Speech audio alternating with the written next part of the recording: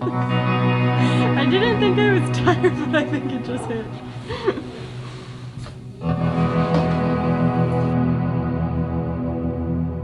Yeah, frozen granola bar.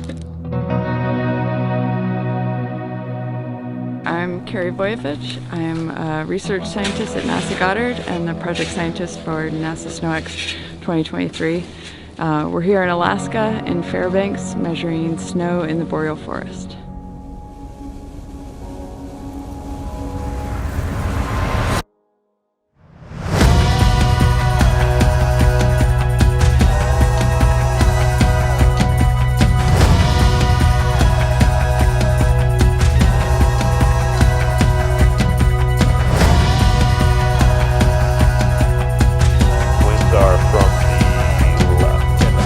On your breakfast.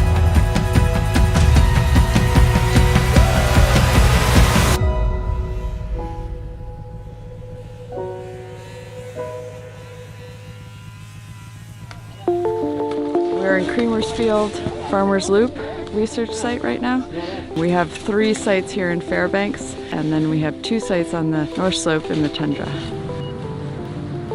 The goal for SNOWX is to improve our remote sensing capabilities of snow, different properties of snow in different environments and at different times of the season. Water is so important to the western U.S. and they've had some snow droughts over the past decade, and so understanding how much water is stored in the snow is super important. Right now that means either airborne measurements or sending people out to make manual measurements, which doesn't cover the entire western U.S. So what we're hoping is that our measurements will help us understand what technology could be used on a satellite mission that could then collect measurements over that entire area. So kind of core measurements take place at the pit locations. We take very detailed profile measurements of the snow in those pits, including temperature and density, liquid water content. And then around those plots, we're taking very detailed depth profiles. And then further out from there, we're taking just a lot more depth measurements.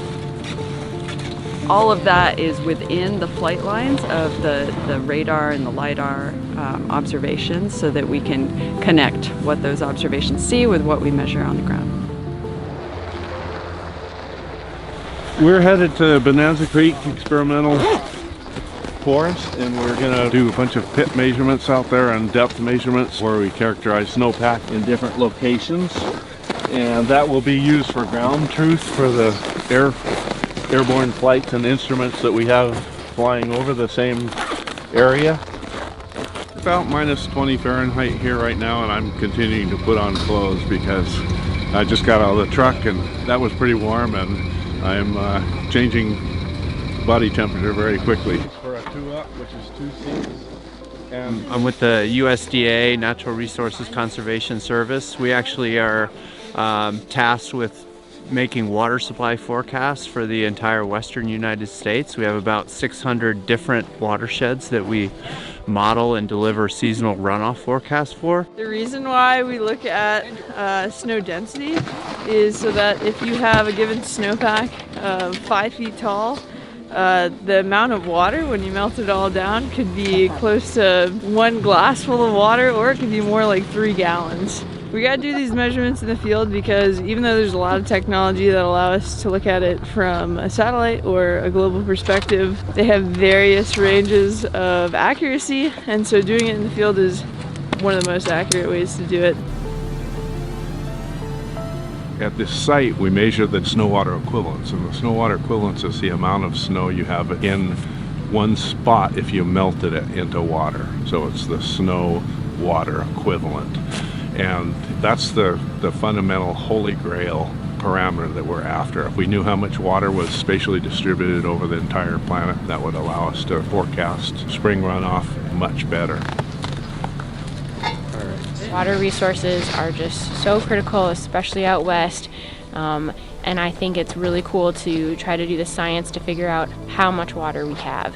Looking at the snow depth, so the height of the snow from the ground. And I'm putting my ruler in the same spot we took the other measurement so that we can have 2 data sets. I also then look up and note if we have a canopy kind of covering the surface or intercepting the surface, because that's an important note for our pilots who are looking over and trying to measure the snow as well with the airborne LiDAR. So as part of SnowX, we are conducting these airborne experiments, collecting active and passive microwave radar data. And we are only one part of the whole effort. You see the lines on the down below, lots of lines. I think that's essentially the handiwork of the ground crew trying to validate measurements. First crossing. Whiskey Fairbanks approach radar contact, center left down, runway 2 right. My name is Batu, I'm from NASA Goddard Space Flight Center, and I am the PI for the SWISAR instrument. It's called Snow Water Equivalent Synthetic Aperture Radar Radiometer. It's very similar to how a bat transmits sound waves as it's flying around, and then listens to the echoes, trying to make sense of the world, the three-dimensional world around it. We do the same thing with just the microwaves, so our waves travel at the speed of light, they come back to the antenna, we collect them, and we process those echoes to make sense of the 3D world. It is in conjunction with the ground measurements that the field teams are doing. They're digging snow pits and collecting other snow observations for these to validate what these radar and radiometer is seeing. We are walking to our snow pits and the tower radar instruments. It's super cold. The surface temperature was minus 34, 35 Celsius this morning. So coldest day of the campaign so far.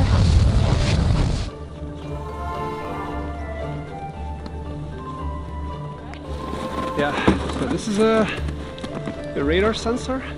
And so we'll compare this with the ongoing flights of this campaign. This sensor is particularly suitable for deep snow, whereas some of the other techniques are likely much more suitable for shallow snow. So this is very complementary. And so this will take half an hour to finish. So we do 4 of those transects, so this takes 2 hours. So they want to test instruments in all these different snow environments to make sure that they work globally. Alaska offers a perfect snow to do this type of test. We have a boreal forest, and Arctic tundra is very different. It's generally shallow, but it's much harder. A lot of wind-blown features, and the variability is amazing. So these are very different types of snow, and it's important to see that the instruments for remote sensing measurement of snow, they do work well in these different snow environments. It is a massive effort in terms of like community participation. We would never have all these measurements on the ground if our crews were smaller. So the fact that we can get so many people in one place to take measurements is really meaningful. The team has become really close. It takes a lot of camaraderie and a lot of people pitching in. You cannot stand on your heels and watch what's going on out here. Everybody has to pitch in, and it makes for a really tight group.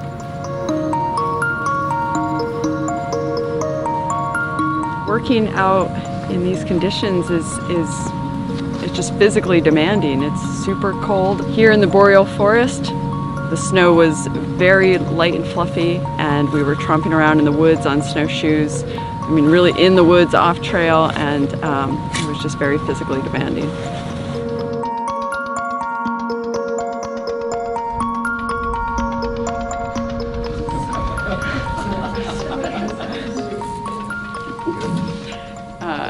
I am amazed at how much data was collected. You are an incredible group of people.